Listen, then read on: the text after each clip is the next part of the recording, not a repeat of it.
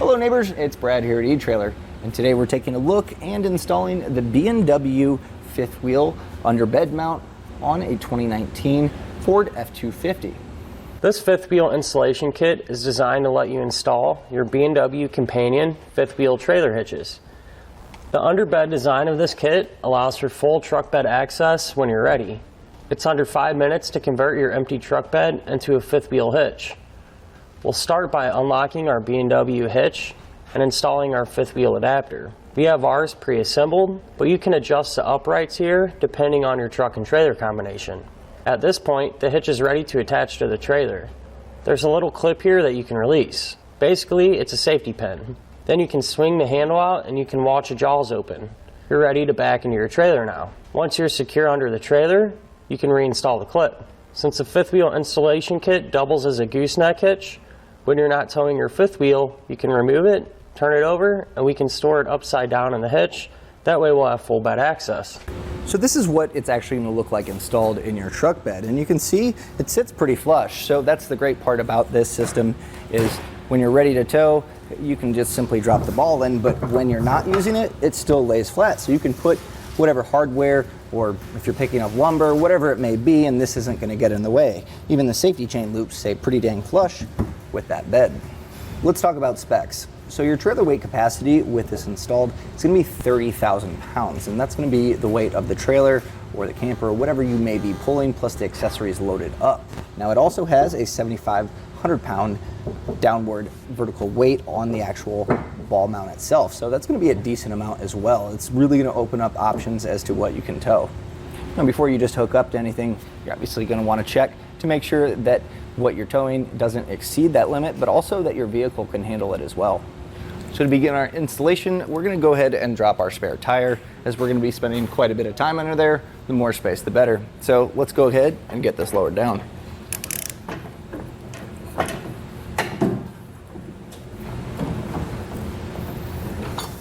Now we can go ahead and set this aside for installing later.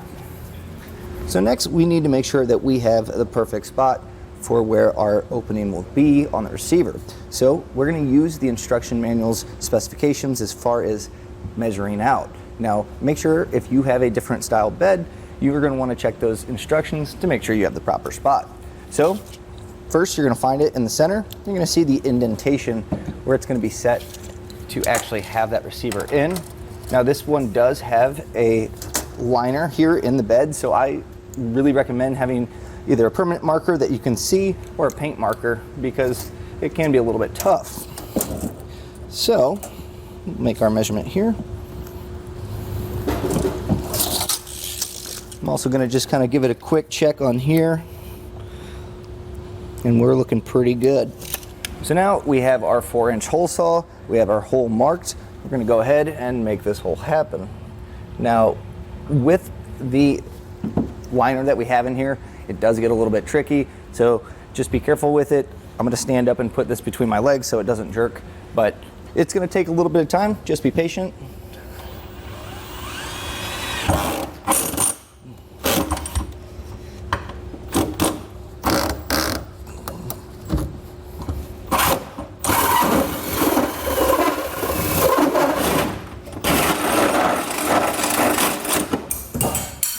Now I'm going to go back with a file and just kind of get the burrs off the edges here and make it so it's not sharp. That way when we're putting the install in, it's not going to scratch the powder coat, and also we're not going to cut ourselves.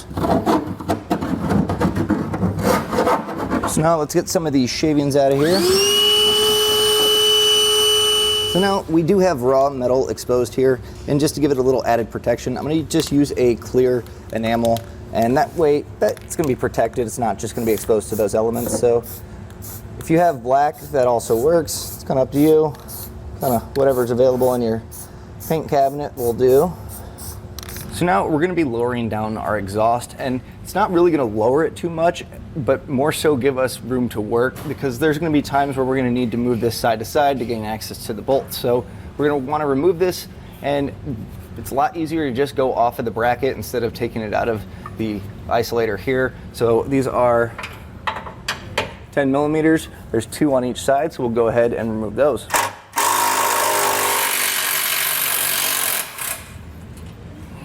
So now we are going to go back to further up, and this is kind of where the drive shaft meets the differential. Above that, you're going to take off these three, and this is going to drop this exhaust bracket down as well. Now, anytime you're under a vehicle, especially like vehicles like this that have lived in the Midwest, you're going to have a little bit of corrosion on some of these bolts, and you want to make sure that you don't strip anything out in the process. So throughout the whole process, if there are some bolts giving you trouble, make sure to take a little bit of penetrating oil, soak them down a bit, and that's going to save you a lot of headache in the long run. So now with my 10mm ratchet, I'll go ahead and get these loosened up. I'm going to also recommend all of your hardware that you're taking off, keep them kind of separated, and that way when it comes to reinstalling everything, it'll make it a lot easier on you. So now we're going to be dropping this down. With the bolts out, it's still going to stay in place because it is kind of hooked into the actual cross member here, so I have to kind of play with this to get it off. So now the exhaust isn't going to drop down yet. We do have two more up here, so just loosen these up. Don't take them completely out until you're ready to have the exhaust maybe drop down a little bit. It shouldn't be too drastic, but you also don't want it dropping on your head or anything else. So now we'll just kind of push this forward here, and you can see this is about as much as we're going to get hanging down. So it is going to come in handy, though later on we can actually move that tail end a little out of the way. So let's move on to our next step. So now you can go ahead and get all your side plates out, and we're going to install these threaded bushings. And so they're going to go on the flat side of each of these panels, and you're going to see there is a flat spot in each of the holes.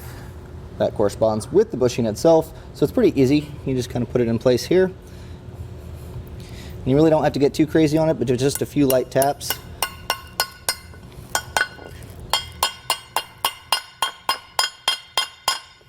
You want that just sitting flush, so just like that. Now go ahead and you're going to repeat that same process on all the remaining holes. So now we have these all hammered in flush. The next thing we're going to do is actually check underneath your truck to see if you have these side plates welded in. Some trucks from the factory have them, and that's going to make it easy for the next step, as you're actually not going to have to use two of the brackets that come in the kit. So take a look. So here we have the inner side plates already welded on from the factory. You're going to see it kind of goes over this bundle here, and on this side it's kind of tucked up behind the exhaust there. So we have those in place. We can omit our inner side rails. So we saw our welded on side plates. These are going to be those brackets here, and we're going to be able to omit those because we have them in place. Now there are outer ones as well. Make sure you double check to make sure that the ones you have and that you're setting aside are going to be these ones.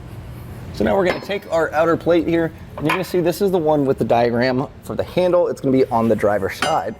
And so we have our 4-inch bolts here, and I'm going to just run this through with the flat washer on one side. And I can go ahead and do the same. This should stay in place. We'll do the same over here. May have to wiggle it around a little bit, but it should line up. You can push these through, and then we'll go on the back side and put some hardware on it. So now we're going to follow up on the back side. We have another flat washer. We then put a split washer on, and then followed up on the nut. Now for a lot of these steps, we're going to just do it hand tight, and this is going to gain us a lot of extra wiggle room when we are putting it all together, and that way we can align it perfectly. So really no need to go ahead and tighten these down past finger tight. Now we're going to repeat that same process here on our passenger side.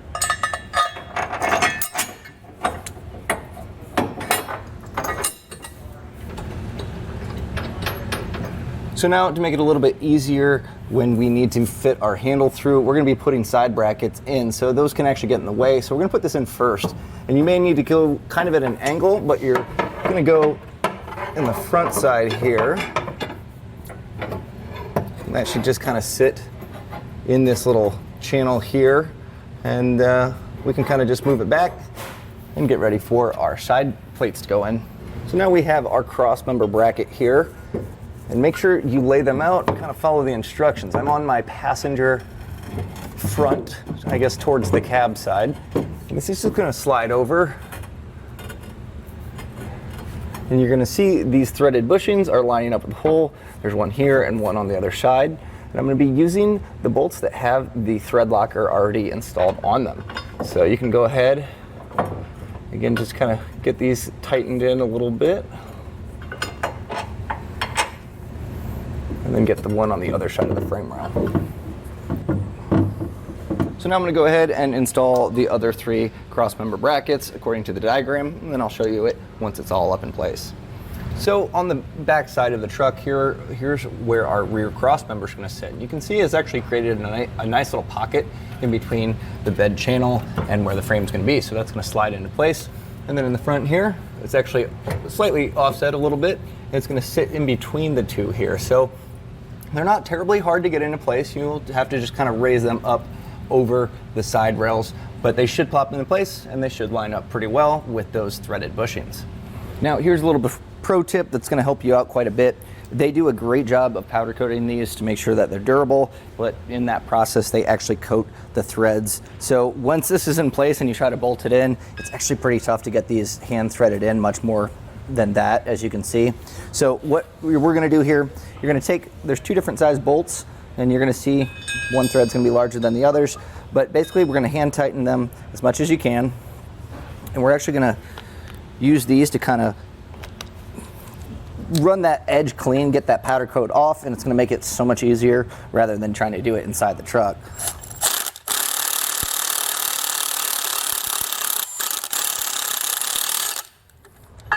Once you've ran that through, you can go ahead and back it out. And then just go ahead and you're going to be doing that for all of the holes here on this cross member. So let's just take our bar and put this in place. You can see it's kind of offset. Having these nice and loose is going to make it a lot easier. And we may have to drop this exhaust if I can't get that out of the way, or try a different approach angle here. And just like that. Kind of in place here. So I'm going to just run a bolt in, just kind of hold it there. And that way we can get all of our hardware set up. So once we kind of get this in place, we're going to go ahead and we have our washer plate, which is this long fella here. Now there's more holes on one side than the other. Take the side that has the more holes and kind of line it up here. And from there we're going to run our bolt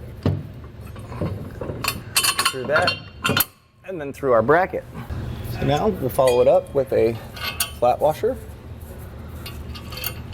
a spacer washer there, a lock washer I should say, and then a nut. Now realign to make sure everything's good on both sides. And on this driver's side, it's going to be a little bit different. So to get that side in place, we're going to be using a plate washer here.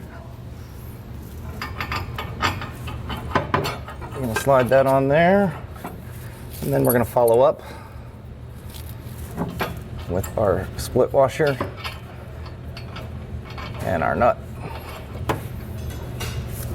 So now we'll just feed in this next bolt here on our washer plate, and we're going to follow that up with a flat washer, our split washer, and then our nut. So once we have those installed, you should have the two here with your washer plate back here, and then you have your spacer block and your single one run on the furthest hole. So now we're going to take our rear cross member, and it's actually going to kind of fit nicely here in the pocket between this bed rail here and the actual brackets. Now on the other side, I'm going to be feeding my hardware in, and there's going to be 4 bolts.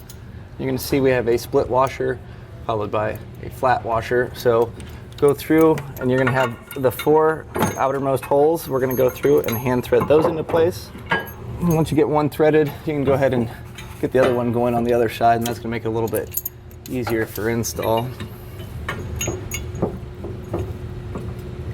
So now we have our structures all loosely in place, and that's going to be good because we'll be putting our center section up, and we'll be running bolts through the 4 holes here as well as feeding them through this cross member. So it is kind of heavy, so we're going to want to get this in place to where we can actually get this centered up here, and I'm going to show you a little bit of trick to make sure that it's lined up perfectly.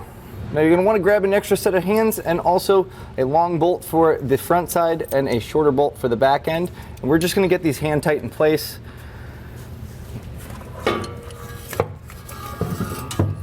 So we can slot through any of the 4 holes on the back side of that washer plate. That should feed through. On the back side here, you can just thread in one of these bolts here. And that's going to keep our center section in place. Now, before getting the entire center section bolted into place, since everything's loose, this is a really good time to make sure that it's set correctly up top. And the way that we achieve this is we actually have made this custom little bracket here, but really you can do this at home pretty easily. You could actually run a 2x4 across from here. You can use 4x4 blocks with a 2x4. Basically get enough leverage to hook a ratchet strap up to the center section of it, ratchet it up, and that's going to pull it up into place. And that way when you tighten it, it should stay right exactly where you set it. So now with our center section cinched up, I'm going to go ahead and make sure that all 4 bolts on this center section here are ran through. And then also on this side, we're going to check to make sure the same thing is done.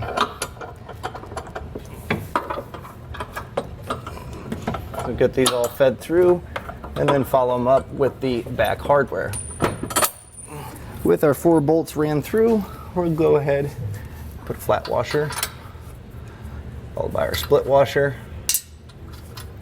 and then the nut.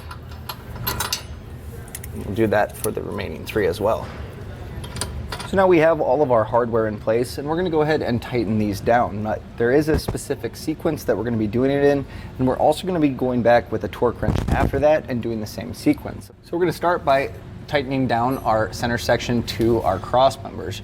And so we're going to have a total of 15 bolts, and you're going to have 8 on this side, then you're going to have 7 on this back section here. So go ahead and get those tightened down, and then we'll go back with the torque wrench and we'll get those torqued down properly later. But for now, let's zip these up. So our larger head bolts here on the outside are going to be 15/16, and the center smaller ones, those are going to be 3/4. So let's go ahead and I'm going to alternate on each side just to kind of get it all cinched down. Again, with the torque wrench, you're going to get more of those final kind of measurements perfected, but at this point, it's going to keep this kind of all cinching together uniformly. So I'll alternate. We'll go here, here, here, and then here. And we're going to kind of continue that pattern anytime we have them in a line.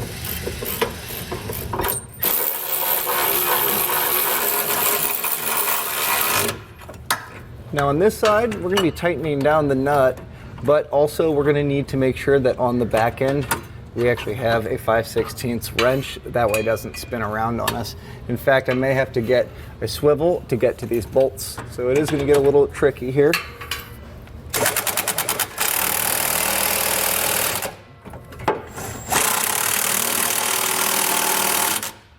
And then these middle ones are going to be the 3/4 inch again. You're going to need to have a wrench on that back end.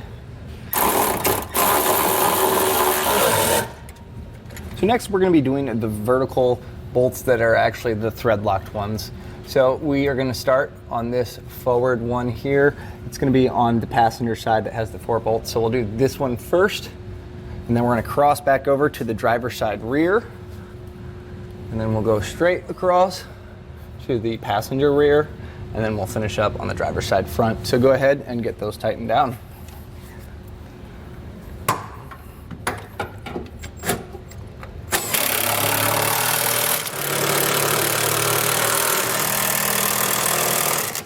So now we're going to be doing the outside thread lock bolts here.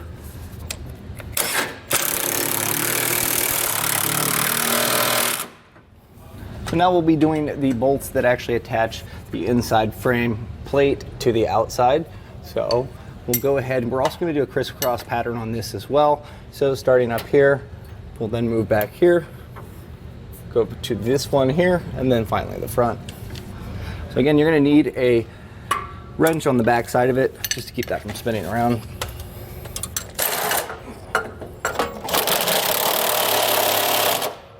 So now we're going to go back with our torque wrench, and we're going to tighten up all the same bolts in the same sequence that we just did. Now, the 2 different sizes of bolts, we have a 5/8 and also a 1/2 inch. They are 2 different torque settings, so make sure you refer to the instruction manual and follow those torque settings properly for each size bolt. So let's go through and we'll start tightening these up. Now this part of the task can also get pretty tricky on some of these, trying to get a torque wrench into them and also get leverage to be able to get that proper torque setting. But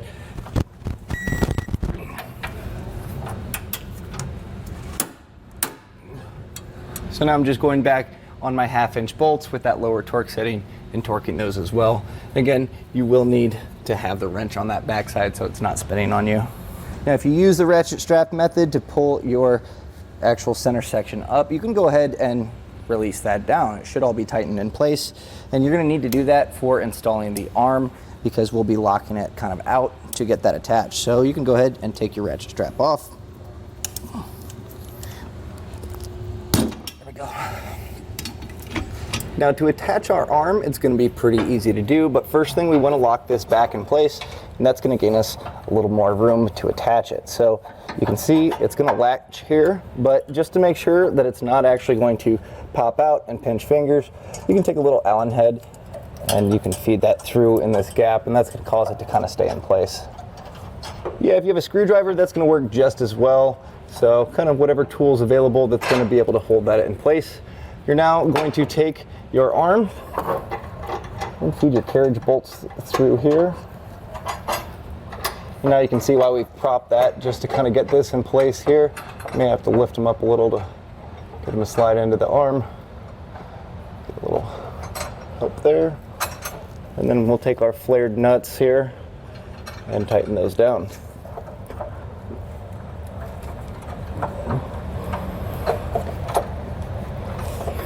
And once we tighten those, you can take that little Allen wrench out and you want to give it a test.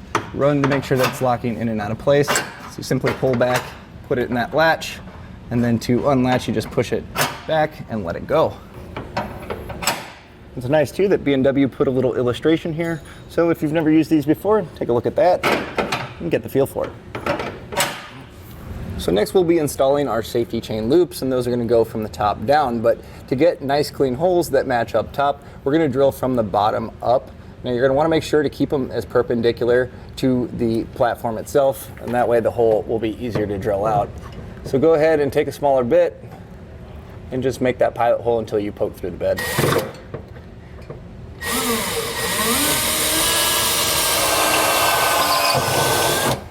Now that we're on the upside of the vehicle and we have our holes poked through, you can see here where they are. So that's where these are going to drop into place. Now, in order to get those holes to the nice size, I'm actually going to use a step bit and kind of drill it out and start test feeding this to see if it'll go through. Sometimes with these bed liners, it's a little bit easier to do that. And we may have to follow it through with a larger drill bit. But either way, we're going to get this to where it feeds through the actual mount down there.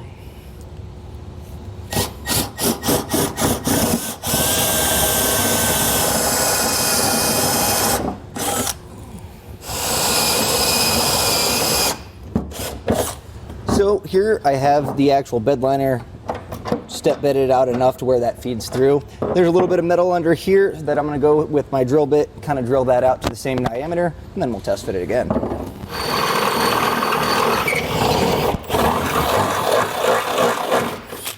So now let's give it a test fit. Just like that, drops in place. So that's what we're looking for. We're going to go ahead and do that on the other side. And then we're going to go back with that file and get those edges and touch them up with that clear coat again. So now I have my safety loops pressed through here or dropped in place. I'm going to take this spring and we're going to have the narrow end go to the bottom, and we're just going to feed the nuts up. We're going to go until they are flush with the bottom here. So first I'm going to get these all in place, and then I'll go and tighten those up. With these tightened down flush, that's going to allow you to pull up your safety chain loop, and it will retract back down flush when you're not using it. So really all that's left to do to finish this install is to tighten up our exhaust brackets again, get our spare tire raised back up, clean our shavings, put our fifth wheel head in, and then we're ready to hook up and get to towing. And that was a look at the B&W Companion gooseneck to fifth wheel receiver hitch on a 2019 Ford F-250. Thanks for watching.